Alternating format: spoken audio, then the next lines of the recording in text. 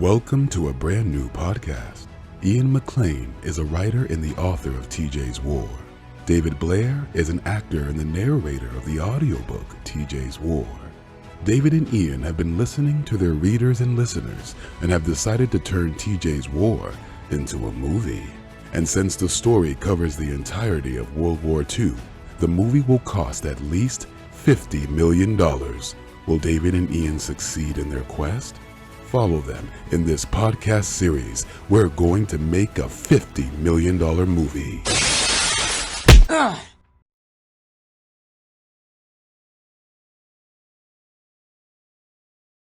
Hey there, folks. Welcome to another edition of We're Going to Make a $50 million movie or TV series. I am truly at this point sold on the idea of it being a series. But it's the podcast where we dive deep into the creative process behind turning an epic story into an unforgettable visual experience. Your co-hosts today are moi.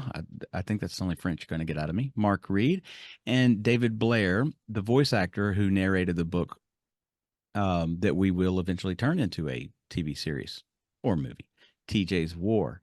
You heard it here, folks. If you haven't read the book yet, go get it now because it's going to be a movie or TV series.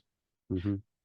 Today, we're going to continue our conversation about casting, how we would go about it, given the characteristics of the main characters, and or should I say, who we can envision taking on the more significant roles at this point in the story. David, we spent 2 sessions talking about TJ. And we might even go back to that a little bit, but I thought we might put our energy today into casting Liz, the love interest of TJ. We're not going to do a third on TJ today? Oh, well, your guess is as good as mine. I was prepped for Liz. Let's start there. Let's Yeah, no, I'm kidding. Weave them both. But let me just say one more thing to the folks watching, listening. If you haven't read the book yet, I mean, don't turn away because you don't know the story of TJ's War. Let me just set up the basic parameters here. TJ is 20 at this point in the book. He's been inducted into MI6. That's the British equivalent of the CIA, where he meets Liz and they train together and get their first assignment along with 2 other operatives in Dublin, Ireland. So I presume Liz is around the same age. Well, I'll ask David that in a moment, some clarification questions. But I think that's all you need to know to get the idea of who could play such a role or how you might set it up yourself if you're watching or listening. David, is there anything to the setup other than just 2 young? I know that TJ is from Scotland, and in fact, he heads the operation because he speaks Gaelic. But is she from Scotland, Ireland, just the UK in general? She's English. She is English. Okay. Yeah. And for any international listeners out there, i.e. beyond Great Britain's borders,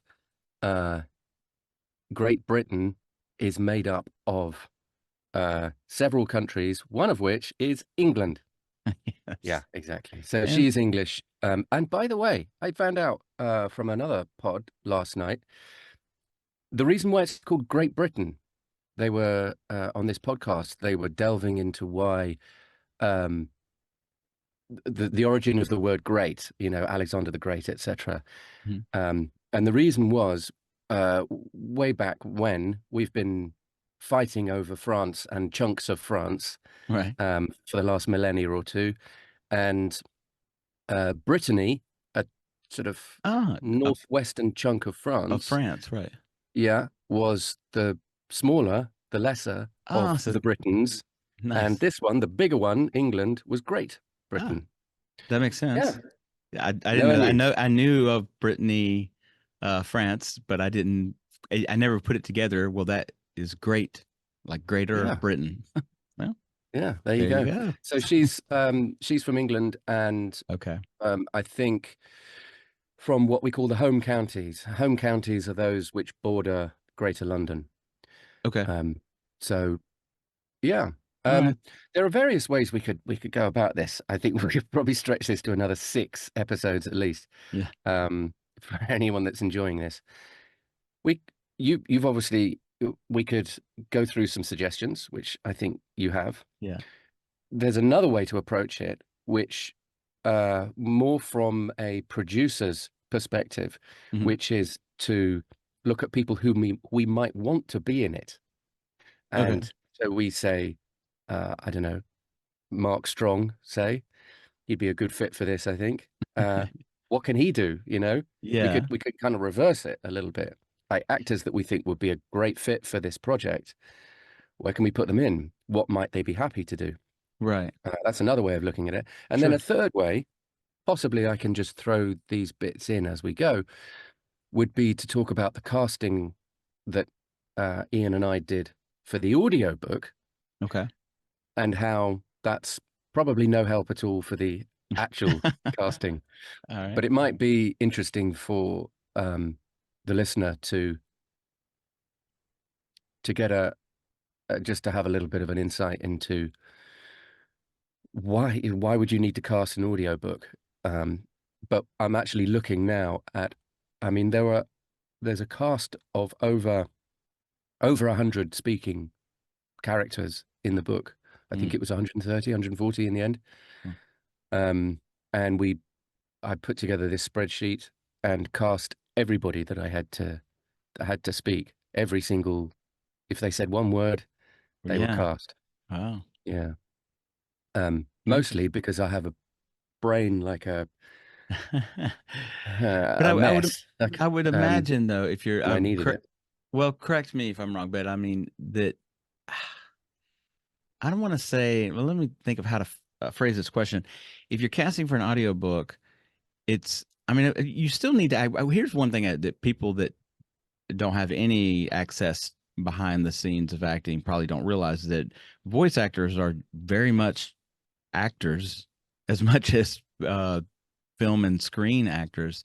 But there almost seems to be an added element to it that, well, your voice, it needs to be, because that's what people are seeing, so to speak, is they're listening to a voice. It's hard for me to make sense of this, but um, which is more important, that someone has a voice that resonates, or Mhm. is it more important that they're a good actor or actress, or you just got to have both? Good question. It's a good question. I think it's probably as much to do with the producers of the audiobook Hmm. and the author, and the style of read that they're after. I mean, there are some in the audiobook world that do very little in terms of character definition, Mm-hmm. and others, and I'm in the second camp, who do quite a lot. Hmm. And it's really just down to taste. Ah, Some go for more the former, and it's more about their voice and right. their melodious, oh, isn't this a lovely voice? Right. I think the I feel best like probably do it somewhere in the middle. yeah, well, that's what I was saying before, is that you need a little bit of both. Yeah, there are voices like Morgan Freeman or James Earl Jones. You know, I don't. They wouldn't even have to act. They could just read it. Like, But then today we're I don't going know. to make Andy Dufresne. right. Would they? I mean, yeah, they have amazing voices. They are both good actors. James Earl Jones, I believe, was like classically trained. I don't know about Yeah, yeah, Juilliard or whatever, but I believe. yeah, I Uh, think so. Yeah. mm. But could you sit there and listen to 16, 18, 20 hours of Of Morgan Andy Freeman. Dufresne? Maybe, I don't know. Yeah, well, Um, that's the question, is how long could you mm, do that? Because I personally, I think that the characters, and Ian's book happens to be quite dialogue heavy. right. Others are just more narration. I think Do you know if that Ian purposely wrote it dialogue heavy with the foresight that he wanted this to become? no. Is that a I don't know. sarcastic no? Ian can put his reply in the comments later on, but I don't know. I don't know. Mm, I suspect that was his style, but um, I mm, don't think he had a mind to the audiobook when he was writing it. I think he just wanted to write it. I just think he Right. wanted to get the story down. And Okay. I mean, yeah, he did a fantastic job. But I don't know. Yeah, question for a future episode. Ask him that.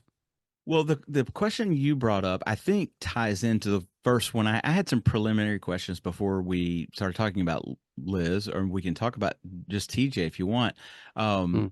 And it's what key qualities do you think are essential? I've got this one written for what key qualities do you think are essential for Liz's character? And so Mm. in this instance, you, what key qualities for the audiobook? What what were you looking for? Just a prominent voice, a sexy voice, an intelligent voice. I mean, she is an MI6 operative, Yeah, I'm just trying to find where she is. I've reordered the spreadsheet. So, actually, oh, here we go. Well, the first thing to note about her accent was that she's RP, received pronunciation, which is becoming less of a thing now, but it's basically that plummy British Yeah. accent, the sort of BBC English. This would have been received pronunciation. Yeah, And RP has changed over the decades. sure. It's had to modernize a bit. Um, so she would have been RP, as were a lot of people, no matter where they were from, if they were educated to a certain level, they would have had their accent sort of beaten out of them Yeah, along the way, and they would have been taught to speak, and it was known as speaking properly. So if you spoke with your Yorkshire accent, so then you would probably be more of a blue collar worker or a mine worker or somebody, manual worker, somebody in old fashioned British class terms, lower down, much lower down the chain. right, If you spoke with an RP accent, it was a sign that you were educated and of good stock. sure. I'm doing air quotes for anyone listening instead of just watching. Um, so This accent wise, we're not really given there's no giveaway as to her background, just that she would have been RP. She was home counties. In terms of the character, she obviously would have needed to have displayed certain qualities to those that because I don't think in those days you volunteered, because this was really strictly pre MI6. It Mhm. was the very start of um, Right. That makes sense. that arm, and this was also more about we just need men, women, whoever, who can perform these operations. And a lot of the time, I mean, uh, in in the first half of the Second World War, they were beginning to realize that they didn't have enough men, and men were needed elsewhere, sort of frontline stuff. Mhm. So, but that women were, as we know now, but it was quite a leap in thought then to think, well, actually, women are perfectly capable of doing spy work and Right. a lot of other stuff and working in factories and whatever. Um, so she would have been part of that first intake.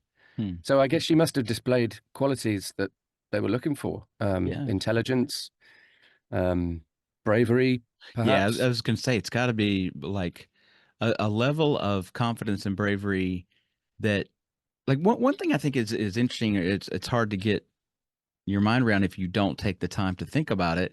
Is we're thinking the modern woman, which is generally braver and more confident, I think, than someone from the 1940s would just automatically be. You know what I'm saying? Like that a young woman growing up these days already has ambitions that reach the levels of MI6, but you're talking about at a time where this is when men and women still played more kind of, I mean, it's pre That's really 1950s. interesting. Yeah. Do you know what I mean? So Like, like to yeah, ask a young absolutely. girl, to ask a 20-year-old girl, like, hey, we need you to go to Ireland and do some spy shit. That would be like Yeah. nerve wracking. That would be over the top difficult. And But I you'd have to wonder though, really be special to do something like that. I wonder whether I agree. I think I don't know. In those days, I think the well, let's not go down the misogyny route, but Yeah. Well, it's not a misogynistic viewpoint. I'm not saying it should be that way. I'm saying I'm just looking at it historically, like this is what it was like, at that I time. wonder though whether a 20-year-old woman now, although the playing field has been not like the work is done leveled, but it Right. has been leveled up a lot more. Correct.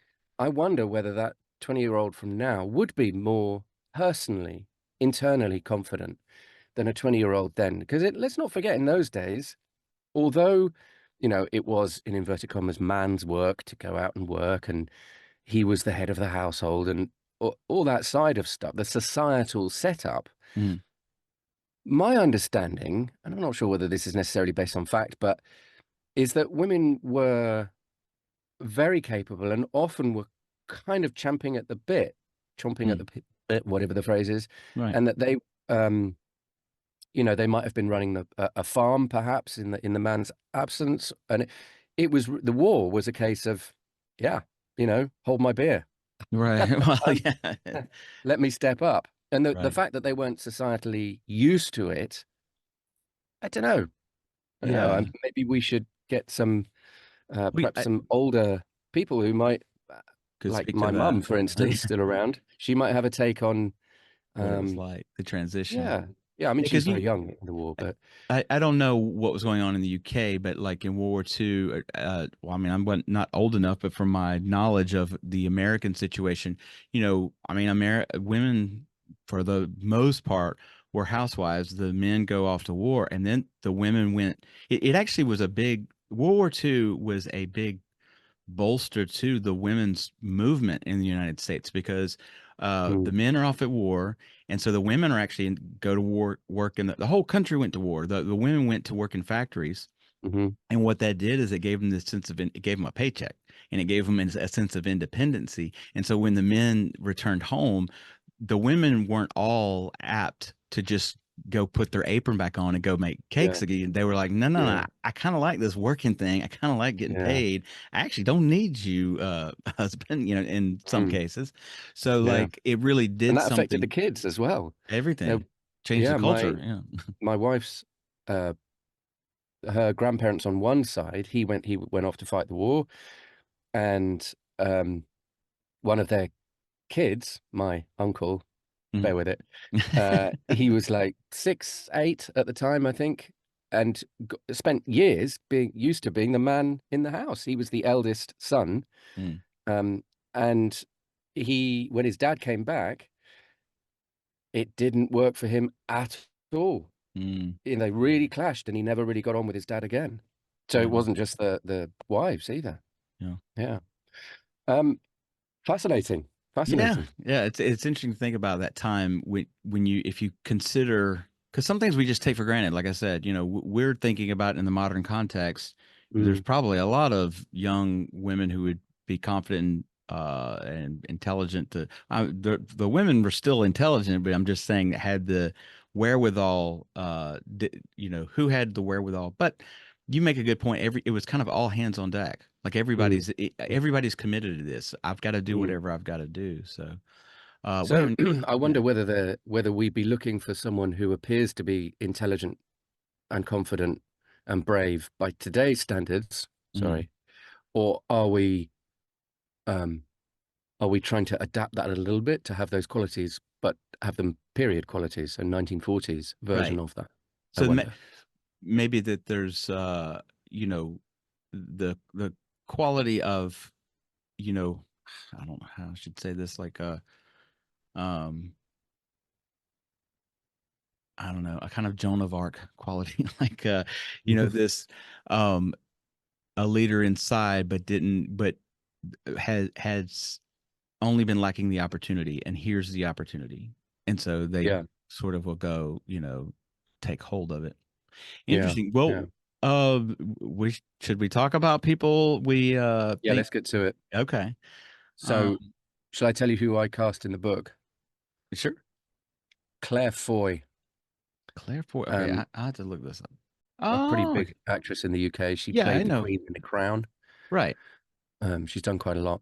But she wouldn't be able to play Liz in the in the movie version, which I mean, she's twice the age at this point. I mean, she's a beautiful actress. I'm just saying, you know, if you're going to cast a 20-year-old, she's now a 40-year-old. Yeah. I mean, she was the book voice.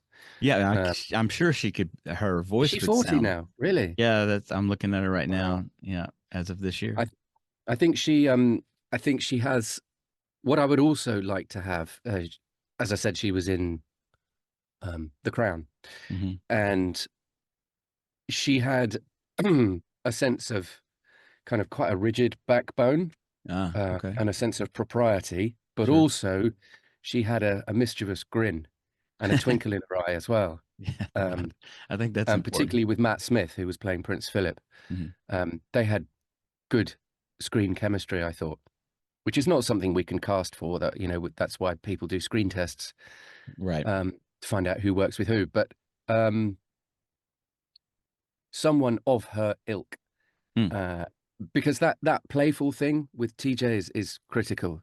They have Yeah, to, because that he's used to being, he knows how to conduct himself. He knows how to hunt, right. fish, fight, He's already seen etc. action in Norway at this Yeah, point, right?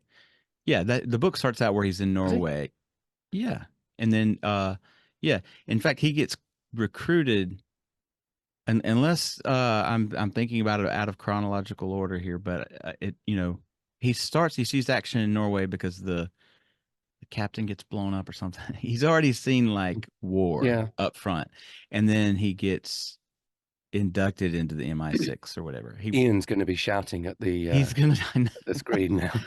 I can't know the book as well as Read the bloody thing. I read it, but he wrote it. Like I can't know it as well as he. You know, Also, it's not the only he's book. listened. He's listened to it about 7 or 8 times, I think. Right. I mean, give me a break. Um, If he wants to yeah. have a competition on Star Wars, I think I can take him. What? Uh, Let me get us back on track. all right. Yeah. What role should physical appearance play in casting Liz? How do you see Liz? Not that important. No, I don't think so. I don't have anyone with a particular Okay. hair color, or no. I think that would be what it is. I Yeah. think the characteristic, the personality attributes for me would be more important. Would you Um, when you would you say that's a mixture of say toughness and vulnerable? She's got to be a little bit vulnerable because TJ is a kind of alpha guy. So I don't want to say she's not playing the second fiddle to TJ, but well, and it is his name on the book. it is. Yeah, that's an interesting point. If this film were being made 20 years ago, it would be a very different dynamic between them, wouldn't it? Of course. Um, and if you're doing a James Bond version of this story, then that would be a different version again. But I think, if for me, I think it would be. I've always said this to Ian. I think it would be more intriguing for us, more interesting, and more. It would keep it more real if he is used to kind of just being his own man, as it were, Yeah. Yeah. and then she comes along and starts to uh, sort of, in a playful way, just unsettle him a little bit, and Sure. tease him, and maybe wrap him around a finger a little bit. So Now that's a timeless characteristic. That's not one of yeah, yeah. I mean, yeah, women have been doing that in the yeah, history of throughout the history of yeah, humanity. and that I think will be tremendously endearing. Hmm. So I don't know whether, in some ways, perhaps he will take charge, and in other ways, perhaps she will. Hmm. Perhaps she will be That's good. uh, a, a strength where he might be Yeah. doubting or having trouble. Yeah, I think you have to. I think you have to Mm, have that element to it. All right, mm. I got a couple of names. All But right, let's go. Yeah, yeah, yeah. I went younger. Well, I tried. But like this first Younger name than Claire, anyway. Yeah, what's that? younger than Claire. Yeah, in most of these instances. Yeah. the first name I don't know how to pronounce exactly. Uh, Sarise Ronan. Ah, Saoirse Ronan. Okay, so let me screen share. I actually tabbed some Irish things. names are tricky for us. Yeah, Um, I can't even pronounce. This is a quick tangent, and it can be edited out if need be. I don't even know how to pronounce uh, the the prime minister because it's not prime minister of Ireland. It's like Taoiseach or Taos. You know what? oh, yeah. I think it's T-Sop, is it? Well, Not sure. you're Not sure. closer to accuracy on that Other one than people are I was. shouting at the screen now. Okay, so that's the thing I like about her is that okay, yeah, she is a little older. She's 30 right now. She's Irish, um, known for her versatility and strong performances in films like Lady Bird and Brooklyn. Here's what I like. Look how young she can. Yeah, She might be 30, but she looks 15 there. It looks like she has yeah, not only like a range of acting ability, but a range of physical appearance. So, yeah. No, I really like her for that. She's a huge star now. okay. Um, so if we're looking at this, okay, it's called TJ's War, but if the producers, the people that go on to develop this, as well as us, Mhm. um, choose to make this more of a, their co-leads, Yeah. then um, she might say yes. Who There you go. knows? But yeah, she's I'm, she's great. all Love right. that. And I'll go through. Go ahead if you she's got also partnered with Jack Lowden, who we've who, if you considered remember, for dear TJ. listener, yeah. So one would hope that they would already have a little bit of screen chemistry. If I change the tab, does it change it for you as well? I forget how Yes, Zoom I'm works. Okay. watching what you're scrolling. Yeah, Okay, yeah. great. So, are you familiar with Florence Pugh? Yes, I am. Another great shout. Um, for me, Hmm. less appropriate for Liz than Saoirse. Okay. Um, but I mean, she's amazing. She's a Yeah. fantastic actress. Yeah. British actress. All right. How about this one? Oh, yes. Anna Anya Taylor-Joy. Taylor-Joy, Yeah. or is it Anya? I don't know. Now she's got a background that's diverse. She was born in Miami but raised in Buenos Aires and London, so she can pull off the accent, I would Mm. presume. Let's see who else we got. Very striking look. Yeah, that's I agree with that. Um, let's see who. Are you familiar with No, I don't know Aileen her. Lynn? Okay, well she's younger, and that's I think how she went up on my list because I kept getting 28, 30-year olds popping up. I thought, we're casting this now, and we might not be, filming this for 2 or 3 more years. So it's like, Mm. who young could I find? She's an American actress though. But anyway, she popped up on the radar. Let's see who else is this We do have a principal American character. female character, yeah. Okay, Um, in do you remember in with Marnix yeah, that episode? I mean, that's at least one uh episode's worth. So a lead for that, she could be interested in that. sure. I love Jodie this. Comer, I love yeah, this actress. yeah, she's Yeah, fantastic. yeah. Killing Eve I love that show. Terrific show. Hmm. Hmm. Let's see who else I got. Do you know Lola Pettigrew? This Nope. is a Northern Irish actress known for Okay. her role in A Bump Along the Way, offering a fresh and authentic take. She's 28. Let's see if we can get I'm probably on the, oh yeah, she had a Okay. distinctive look as well, I thought. Yeah, she might have a. I'm I don't know if she's a lead. I don't know. no, I don't Uh, know. I think I'd have to see some video of her, but she does have a more, in a funny sort of way, a more period look, a more Yeah, World War II look about her. that's why I kept her tab up as well. I thought, Yeah, let's see if we got time for like maybe one more yeah, youngster. Let's see. I think she's younger. Daisy Edgar Jones. yes. Do you know? Vaguely aware of her. Yeah, Yeah, I was gonna say she looks familiar, but I can't place. And She's British though. Yeah, British actress known for her breakout role in Normal People. So That's where there I you couldn't go. place her. Interesting. Well, some definite possibles in there. I hope so. We The got the first thing that comes to my mind is it all depends on what kind of a project it ends up being. yeah, If it's, that when they offered scripts, these big stars, yeah, they kind of no rubbish script, and then for the ones that, let's assume that they're interested and that the script is good, it piques their interest. They then It then becomes about, well, who else and what level will they be? And well, you played a lead in that other thing, but it was a smaller thing. So if this is a bigger thing, bigger um, budget, etc., then you could play a smaller role in it without damaging your business, your brand. yeah. So all of The, this agency stuff goes on, and they will obviously be trying to at least make sure that their profile stays on a level, if not gets bigger and better. yeah, So they I won't agree. want to go down a peg.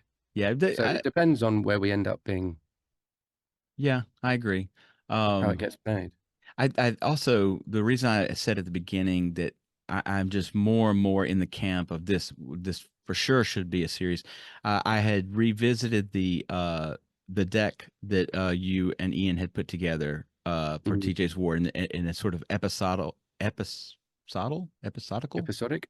episodic deck where, and I read it again through like that, and it reads terrific. I mean, the book reads terrific. If you haven't read the book yet, dear listener or viewer, go get it. TJ's War, available on Mm. Amazon.com right now. Um, but uh, there's so much more room for the evolution of a character if you Mm. do it in a series like that, I think. And so, whereas in a movie, Mm. you're kind of playing. I mean, obviously, you can evolve within a 2 hour, a 2.5 hour movie as well, but it is a little more. The universe is a little more caged, where you're kind of playing the same person. But Mm. if you're doing it in a 10 episode series, then you have I think, a little bit more room to grow Completely, in the character. Yeah. completely. And that the journey from innocent young 18-year-old, barely out of shorts, Right. that, I mean, almost literally, that at the end is a hopeless, damaged, Yeah. kind of deadened soul. Right. Um, that's a big arc. And to Yeah. do that in a movie, Correct. you could do a version of it. But for me, it's like, and another thing, and another thing, and Right. another thing, and another thing, and another thing. And watching that huge progression Yeah. of somebody getting so destroyed is a principal part of the story. So I couldn't agree more. Yeah. Yeah. Excellent. Well, I think that's a great place to Yeah. leave it. We went through a couple of names. I think we talked a lot about what we should look for, as if we were going to have a say in it. But it's a Well, fun project. Well, yeah. I mean, we're the producers. yeah. Dang it. Yeah. I mean, we won't have final say necessarily, but Right. we'll be in the room for the discussion for There you sure. absolutely. Yeah. Well, David, it's fun every time, and I'm already looking Yep. forward to the next conversation we're going to have.